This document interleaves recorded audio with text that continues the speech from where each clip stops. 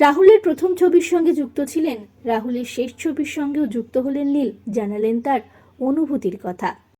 আপনাদের সবাইকে স্বাগত সিনে গসিপে। রাহুলের প্রথম ছবির কাজের সঙ্গে যুক্ত ছিলেন সুজন নীল মুখোপাধ্যায়। এবার শেষ ছবির সঙ্গেও যুক্ত হলো তার নাম। তবে এ এক সুখকর স্মৃতি নয়, সারা জীবন এক ভারাক্রান্ত স্মৃতি হিসেবেই মনে থাকবে এই কাজটি।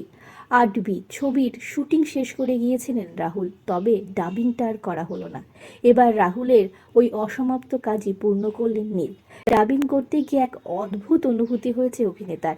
নীল জানালেন তার অনুভূতির কথা সংবাদ মাধ্যমে। নীল বলেন, এ যে এক বৃত্ত সম্পূর্ণ হলো। প্রথম থেকে এমনটাই মনে হচ্ছে, ওর প্রথম কাজের সঙ্গে আমি যুক্ত ছিলাম, শেষ কাজেও জুড়ে গেল আমার নাম। প্রসঙ্গত, রাহুলের প্রথম ছবি চিরদিনই তুমি যে আমার। এই ছবিতে রাহুলের হয়ে ডাবিং করেছিলেন নীল।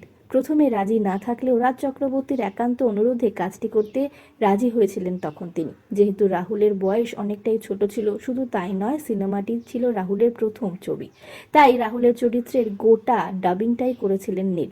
নীল জানান, সাহেব চট্টোপাধ্যায়ের কথায় রাহুলের শেষ ছবির ডাবিং করতে রাজি হন তিনি। তবে শুধুমাত্র এই দুটি ছবি নয়, এর মাঝেও রাহুলের জন্য ডাবিং করেছেন নীল। ভালোবাসা জিন্দাবাদ নামক ছবিতেও রাহুলের কণ্ঠ দিয়েছেন নীল। সম্পর্কটা শুধুমাত্র পেশাদারি নয়, ব্যক্তিগতভাবেও ভীষণ ভালো ছিল। 8B ছবিটি মূলত একটি সাইকোলজিক্যাল থ্রিলার। ছবিতে রাহুল ছাড়াও অভিনয় করছেন মধুমিতা সরকার, সাহেব চট্টোপাধ্যায়, রানা চৌধুরী, আরিয়ান ভৌমিক। এই ছবিতে একজন সাংবাদিকের ভূমিকায় দেখা যাবে সাহেবকে।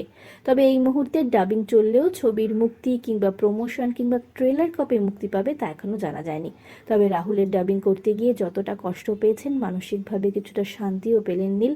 এভাবেই হয়তো প্রয়াত অভিনেতাকে শ্রদ্ধাঞ্জলি জানাতে পারলেন তিনি। আমরা হলাম সিনে গসিপ। জুড়ে থাকুন আমাদের সঙ্গে, সাবস্ক্রাইব করুন আমাদের এই ইউটিউব চ্যানেলটি।